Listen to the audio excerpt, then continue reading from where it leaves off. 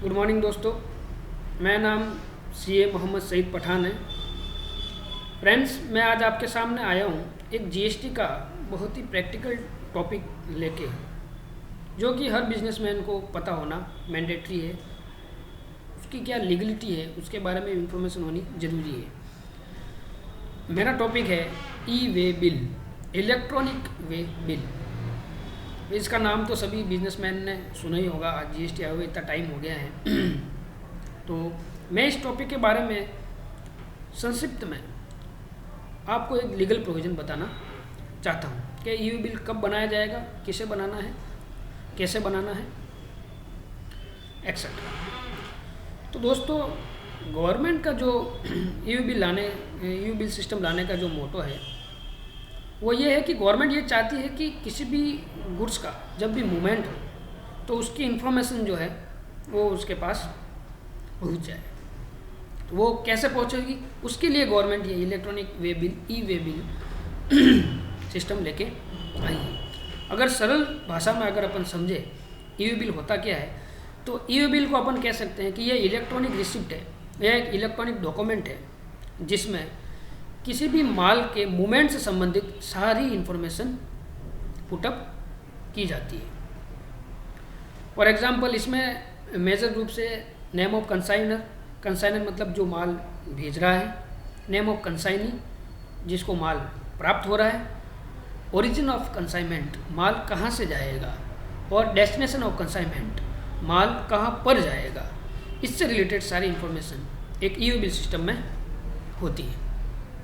अगर मैं legal provision की बात करूँ, ई वे बिल सिस्टम, ई वे बिल कब बनाना है, तो उसके लिए जो लीगल प्रोविज़न है वो ये है कि जहाँ पर किसी भी गुड्स का अगर मूवमेंट हो रहा है, मूवमेंट मतलब गुड्स एक जगह से दूसरी जगह जा रहा है और उस कंसाइनमेंट की वैल्यू 50,000 रुपये से ज़्यादा है, जी ज़्यादा है, 50,000 रुपये से ज़्यादा है, तो उस सप्लायर के लिए जो उस गुड्स का मूवमेंट कर रहा है उसके लिए मैंडेटरी हो जाएगा, ज़रूरी हो जाएगा कि वो ई वे बिल उस कंसाइनमेंट का बनाए। अब ये मूवमेंट ऑफ गुड्स किस किन चीज़ों के लिए हो सकता है। फॉर एग्जांपल, या तो मैं माल बेच रहा हूँ किसी, तो उस वक्त मूवमेंट ऑफ गुड्स होगा, या ज़रूरी नहीं है मैं माल बेच रहा हूँ, मैं माल जॉब वर्क के लिए भेज रहा हूँ अपने स्थान से किसी दूसरी जगह पर, मैं जॉब वर्क के लिए अपना माल भेज रहा हूँ, तो उस केस में भी ई वे बिल बनेगा। या मैं अपना गुड्स, अपना जो माल है उसको डेमो के लिए कहीं दूसरे स्थान पे भेज रहा हूँ या कहीं पे कोई एग्जीबिशन के लिए माल भेज रहा हूँ, तो इन सब केस में भी ई वे बिल बनना मैंडेटरी है। या इसके अलावा, या मैं कोई माल खरीद रहा हूँ, मैं परचेज कर रहा हूँ कोई गुड्स किसी ऐसे बंदे से जो कि जीएसटी में रजिस्टर्ड नहीं है, वो अनरजिस्टर्ड है, तो उस केस में ई वे बिल बनाना मेरे ऊपर मैंडेटरी हो जाएगा। अब जो ये मैं बता रहा हूँ आपको कंसाइनमेंट वैल्यू 50,000 रुपये, अब इस कंसाइनमेंट वैल्यू का मतलब क्या होता है, तो जीएसटी में एक सेक्शन दे रखी है, सेक्शन 15 वैल्यूएशन की, उसमें उसके बारे में बताया गया है। उसके अनुसार ही कंसाइनमेंट वैल्यू की अपन वैल्यूएशन करेंगे। इस कंसाइनमेंट वैल्यू को अगर मैं आपको सिंपल भाषा में कहूँ, तो जो आपका इनवॉइस बनेगा, जितने वैल्यू का टोटल इनवॉइस बनेगा, अगर वह इनवॉइस वैल्यू ₹50,000 से ज़्यादा है, तो उस केस में अपन को ई वे बिल बनाना मैंडेटरी है। अब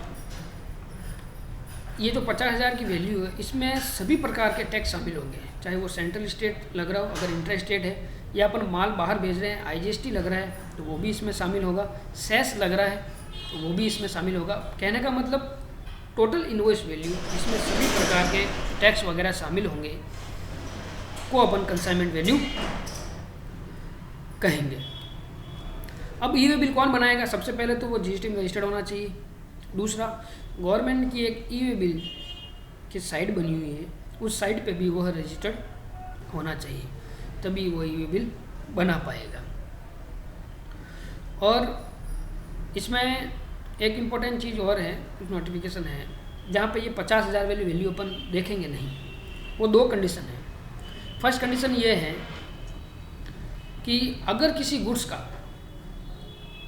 इंटर स्टेट मूवमेंट हो रहा है, मतलब एक राज्य से दूसरे राज्य में कोई माल जा रहा है किसी प्रिंसिपल द्वारा किसी जॉब वर्कर को, मतलब जॉब वर्क के लिए अगर कोई माल भेज रहा है, कोई रजिस्टर्ड बंदा है जो जॉब वर्क के लिए एक स्टेट से दूसरे स्टेट में माल भेज रहा है, चाहे वो रजिस्टर्ड नहीं है जीएसटी में हैंडीक्राफ्ट गुड्स के लिए, तो उस केस में भी उसको ईवी बिल बनाना पड़ेगा।